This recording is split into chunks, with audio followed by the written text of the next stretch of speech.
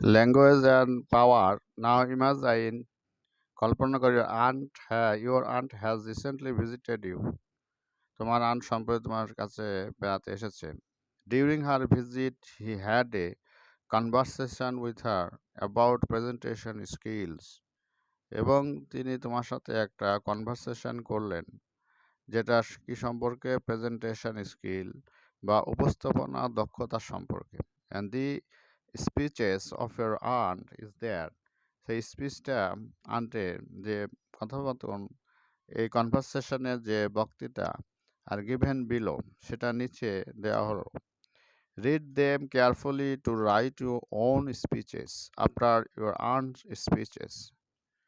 পড়ো সেটা সতর্কতার সাথে তোমার নিজের স্পিচ বা কথা আফটার ইউর আন্ট স্পিচ তারপরে তোমার আন্ট বা চাচি কিংবা খালা মামা মামির স্পিচের পর রিমেম্বার স্মরণ রাখবে you are talking to someone তুমি কথা বলছো একজনের সাথে হু হোল্ডস ইনস্ট্রুমেন্টাল পাওয়ার যার ইনস্ট্রুমেন্টাল পাওয়ার বা কর্তৃত্ববাদী ক্ষমতা আছে ল্যাঙ্গুয়েজ অ্যান্ড পাওয়ার ক্লাস 8-এর take part in the conversation অংশগ্রহণ করো এই কনভারসেশনে মেইনটেনিং এ ডেমোক্রেটিক অ্যাটমসফিয়ার গণতান্ত্রিক অ্যাটমসফিয়ার মেইনটেইন করে এই কনভারসেশন বা কথোপকথনে অংশগ্রহণ করো ডিউরিং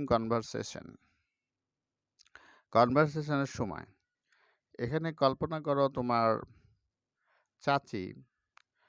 অথবা মামা অথবা খালি সম্প্রতি তোমার এখানে বেড়াতে এসেছে তার অবস্থানকাল তার উপস্থাপনা দক্ষতা বা প্রেজেন্টেশন স্কিল নিয়ে তোমার কথোপকথন হয় সেই কথোপকথনে তোমার খালার কথাগুলো নিয়ে নিম্নে দেওয়া হলো তোমার খালার কথাগুলো পরে তোমার নিজের কথা লেখার জন্য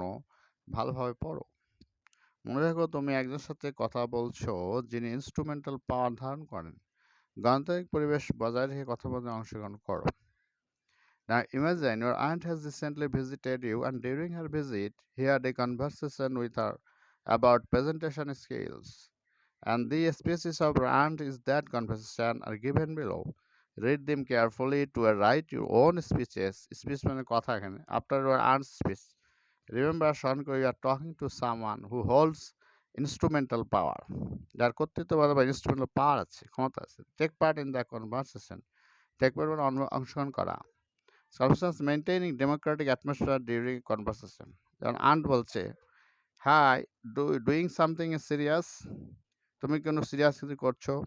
আন্ট বলছে ইয়েস মাই ডিয়ার আন্ট তুমি তখন বললো যে হ্যাঁ আমার প্রিয় aunt I am writing a topic I am writing a on a topic আর টপিকটা আমি লিখতেছি আর ইউ প্রেজেন্টিং এনিথিং তুমি কোনো কিছু উপস্থাপনা করতে যাচ্ছ ইয়েস তুমি বললো yes I will present on corruption বা দুর্নীতির উপরে আমি একটা প্রেজেন্টেশন করবো I will present on caption. Sound unbelt sounds great. ঠিক আছে খুব সুন্দর so how are you preparing yourself for the presentation উপস্থাপনার জন্য তুমি নিজেকে কেমনভাবে উপস্থাপনা করিতেছো তৈরি করছো okay yes I am preparing myself in the presentation আমি প্রেজেন্টেশন ব্যবহার করছি